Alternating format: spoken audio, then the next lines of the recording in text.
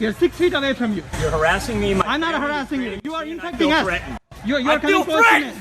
You're coming close to me. Back off! Threaten me again!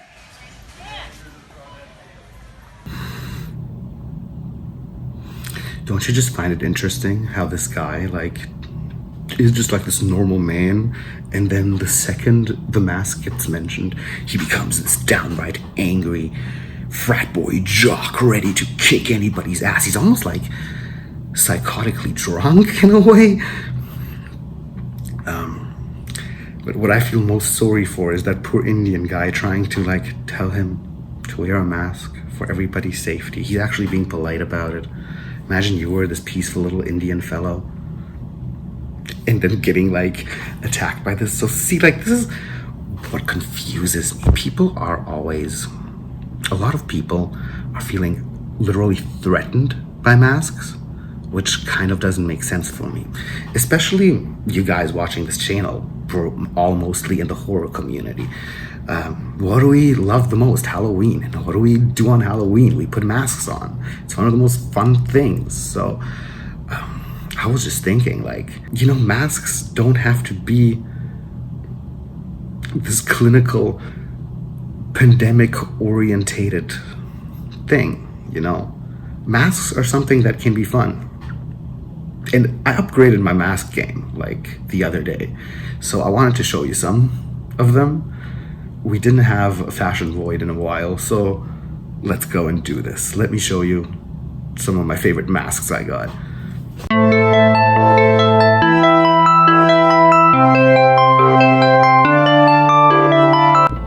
So the first mask I want to show you guys is from one of my favorite designers and shops in LA, from Rip and Dip. This, like, practically, you can wear it with like almost like really anything. It is just such a neutral design, and that iconic logo of Lord Normal giving the middle finger just adds like the sense of fun and humor when you're walking around this outside. There's few people on the streets who don't smile at me when I'm wearing this mask. It's fun, it's a little edgy, it like brings some laughter and joy into the world, and it especially looks fucking awesome. Like, I was always a big fan of Rip and Dip. They got a huge line of masks lined up out there on their online shop, so anywhere in the world you can get stuff like this. The iconic Lord Normal is on most of them. They come in all different colors and designs. Like, really, if you're looking for a stylish mask, check those out. The second mask I wanted to show you is one of these. These are kind of rare to find, but if you look around, there's enough. There's always a mouth. But the fun thing about it is that there's a zipper. And then when you talk to people like this, it honestly gives you like these whole entire Halloween atmospheres. You look like this fucking creature ready to like bite somebody's fucking head off. It's kind of awesome. I really love these. These are so much fun, and people will be like looking at you in any kind of situation, and especially like if you're somewhere where people are social distancing and you're a bit paranoid and you want to drink something, this works amazingly. But wait, that ain't it. By far, the most practical use of this mask is that you can smoke. Brilliant. It's not like COVID friendly to run around with the zipper open all the time, but it's a good gimmick, especially like when you want a quick smoke or a drink and you don't want to take off your mask. This really does the trick, and it's always very fun and fashionable and kind of kinky too, if you ask me. Another mask I wanted to show you is this mask they call the Valkyrie mask. It's a bit more pricier than your regular mask, like $30 or something, but it's actually pretty amazing if you're like wearing like things like wiry kind of things and you put it on. You kind of have this plague doctor look, especially with this with it being all spiky and edgy on the center.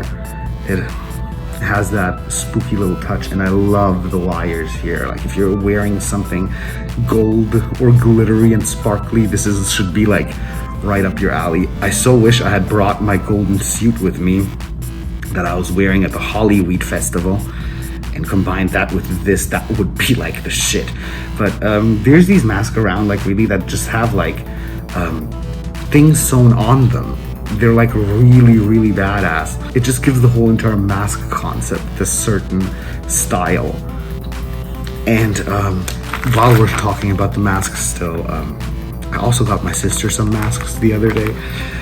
If you really want to wear out your poshiness and be ultra chic, just get some fake designer masks. Like, here's a Louis Vuitton mask. Like, I don't think Louis even makes masks. Here's a Chanel mask. Another Chanel mask. And of course, a Fendi mask. It's like you can really play around with these. People have started making really creative masks. I even got a Hello Kitty mask over here. So what I'm just trying to tell you guys is, there is no reason to feel threatened by a mask. There is no reason to feel limited by wearing a mask. The thing is, like, you can really be creative with your masks if you look for the right ones, and in a way you can make your own style with them. So don't fear it. Don't fear a mask. Play around with it. A mask can be a very fun, fashionable thing. There he is, Voiders, eating his carpaccio. He can't even be bothered to wave to me. No, look. He's enjoying his food. I won't bother him anymore.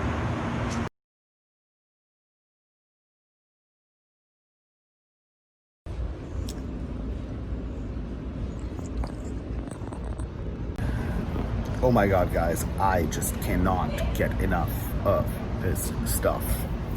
I've been here for over an hour and I just keep on eating. I swear this place is going to like get me fat. I'm gonna come back to LA fat as fuck. Oh yes, by the way, I didn't say it. Welcome to a fresh edition of I Hate Sundays, starting on a Saturday night in Toronto. We just had a fine dinner and we will be swinging down the streets right away and see what's going down. I love looking at my apartment from here. Isn't it so cute? Walking down them streets. Saturday night, kind of empty. I don't know why. There was like a bunch of cops rolled up on the side of the street, so might be a reason. I don't know. We're trying to get somewhere.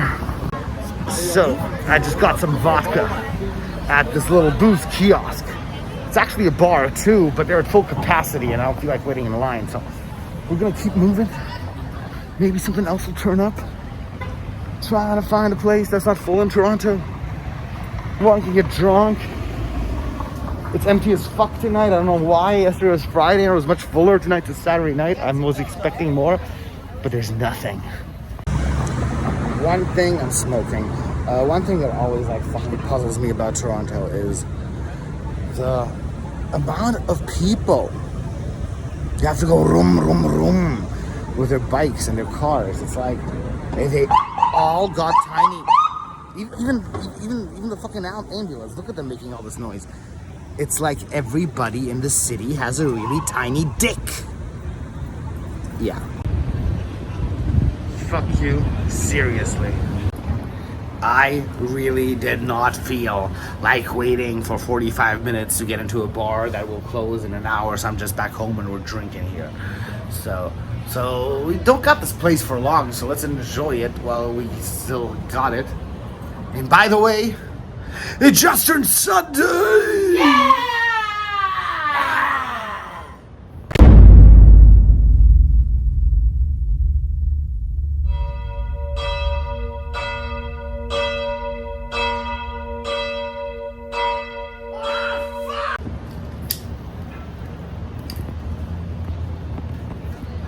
So Voiders, this is how one looks like when they're dead inside and is trying to spread love and positivity. Today we will be watching The Rentals, the renter, it fails to grasp my mind at the moment. But it is the first film written and directed by Dave Franco, who I call the good Franco, since I think the other Franco is kind of an asshole. But that's just my opinion.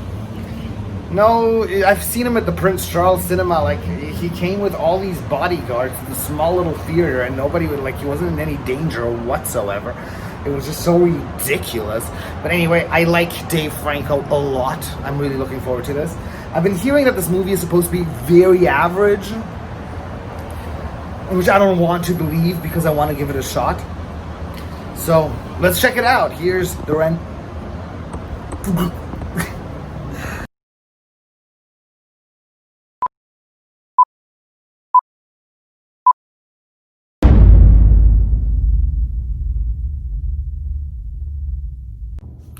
I figured out how to say it.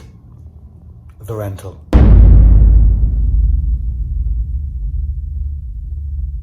Let's talk The Rental. Now that was entertaining, subtle but entertaining.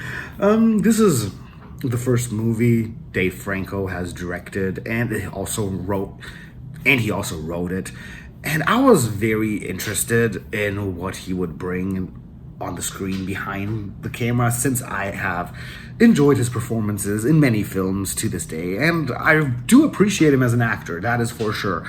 It stars Dan Stevens, Alison Brie, Shayla Wand, and Jeremy Allen White, and the performances are all alright, especially Alison Brie. They're all pretty talented people. So, a lot of people have been saying that this is a horror movie, but I can assure you guys it is not. At best, a thriller. It does become somewhat of a slasher during the third act, but that's kind of all there is to it. The premise of this is actually very simple, and it's also like kind of something that's been done before, but I like the way it is done here. So you have like two couples who are good friends. The guys are also siblings. One has to add to that. And they want to make this weekend getaway, and they see this nice looking cabin and decide to go for a peaceful trip. However, the second they arrive and they meet the guy who's renting the place, things start feeling uncomfortable and awkward. There's like hints of racism thrown out there, since one of the characters, Mina, has some Islamic background. And things start getting even weirder when they discover that there's hidden cameras all over the place, and the whole entire thing is just a huge uncomfortable mess. So none of these characters are really likable. They're either completely whiny and annoying, or they're all mostly whiny and annoying, to tell you the truth. But still, it is interesting. It's like you put four unlikable characters in a very awkward, uncomfortable situation and just watch the entire thing unfold. And this is basically what it does. And I really like how Dave Franco wrote all of this to be as uncomfortable as possible, because you're constantly just cringing throughout the movie because it's just generally so uncomfortable. It's like the first act just generally makes the premise happen. You get to know your characters, they annoy you, but you're still in for it. It's like kind of like watching reality TV. You don't like these characters, but you really want to know what's going to happen, because the whole entire uncomfortable mood they put you in just engages you, kind of. And the second act sort of acts really more like a romantic drama. I was getting some serious Lifetime original vibes here. But it is like sort of like the best type of Lifetime original, if you know what I mean. It is cinematically way too nice to be compared to a Lifetime original, actually, but still, it is kind of that of a corny relationship drama that starts unraveling there, and it is like a really, really well done Lifetime movie in the second act. And then in the third act, we get actually a really full-on slasher happening, and it's really fun. I really had a lot of fun with the third act. But however, my problem here actually was at the end, I was expecting somewhat more of a reveal. Why this was happening. You're just like kind of told that the guy behind this is just like some voyeuristic psycho, but like I'd like to know why this person is doing this. Did he like pick the four of them specifically to fuck around with? I don't know. There's just like so many questions I would have wanted answered here, and it kind of ends way too soon. And I would have also loved to have seen a bit more of the slasher elements of the movie, because that kind of really feels like a payoff almost, and the payoff isn't completely there. You just want a bit more of the slasher element. You're like kind of sitting there through 70 minutes of uncomfortable cringe, and tension just keeps building up, but then the payoff is there, but it could have been much, much better. I also very much appreciated the score in this. It is so subtle, but the way it plays with the tension of the film just kind of totally did it for me. I really, really loved it. I'm just like really... this is just generally one of those movies where I just wanted a bit more. With like some more elaboration of why all of this happened and what intentions were behind the whole entire thing. This would have probably been like an 8 out of 10 at least. But some things are kind of like just missing. But I was still entertained, and what the movie does well, it does really well. It was just like almost at times too simple. Kind of, you can, even though most of the things that were happening in the movie, you could really see coming from miles and miles and miles away. But I don't think Dave Franco was going for some amazing twists or anything like that. I just kind of feel that he was going for atmosphere and character development. And even though you've seen it before, what's happening in this, it's still very entertaining. So I'm not going to be an asshole about this movie. What it did well, and I'm giving this one a 6 out of 10.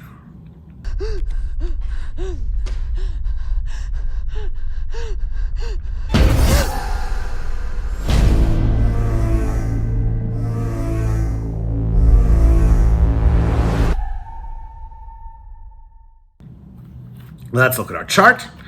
In the top half, nothing has really happened. In the bottom half, The Rental has made its 6 out of 10 pretty well on number 13. I can see it doing pretty good by the end of the year, because we haven't gotten a lot of crap so far, despite only indie releases coming out. And that's the only thing I really love about 2020, is that we are getting a lot of focus on independent film. And some of them here are really true gems. And let's just see what this year will still hold for us. So, I was thinking we end the Sunday with a trailer reaction to Terrifier 2. I was a fan of Terrifier 1, for sure. Had a lot of fun with that. It's just one of those simply beautifully violent movies just for the sake of being violent. A lot of people don't really appreciate that. I, as a gorehound, absolutely do. What I liked about Terrifier was that it came out at a time when all movies of that sort of had died out. We had like a swarm of those movies in the mid-2000s, because like the new brutality of the French movies that were coming out back in the day really influenced a lot of filmmakers, and we had a lot of violence going on, and people were all calling it torture porn and shit like that, and it sort of all died out with like the 2010s, and then Terrifier suddenly appeared, and I was like, yes, finally some real old school violence. So I'm really interested in what Terrifier 2 is going to bring us. Let's check it out. Garbage. Talk about garbage, people. So what are your plans tomorrow? Meg and Melanie's throwing a Halloween party. Oh, we're getting a classic Halloween scenario for this one, huh? I think that guy's still out there. What's up with you and this clown all of a sudden? You're like obsessed. They never found his body. What if he decides to come back here? Oh, they're making Art the Clown be like this urban horror legend. He's gone far away from here. I'm loving the pink look. I'm getting like these really like 90s horror vibes with this. This is looking great again. We got our teenagers, we got our party, we got a lot of blood.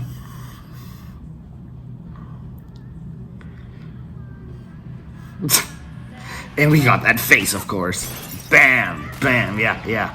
That's what I'm looking forward to. Yeah, it's not saying a lot. It's not saying a lot, that's for sure.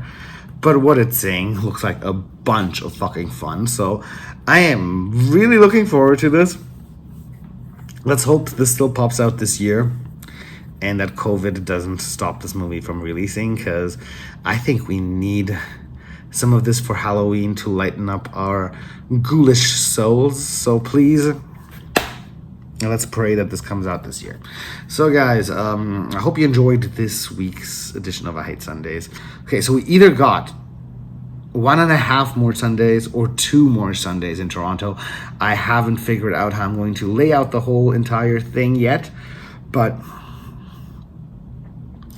this era is slowly coming to a close. I think things are going to be more entertaining from now. See you then, guys. I'm outie.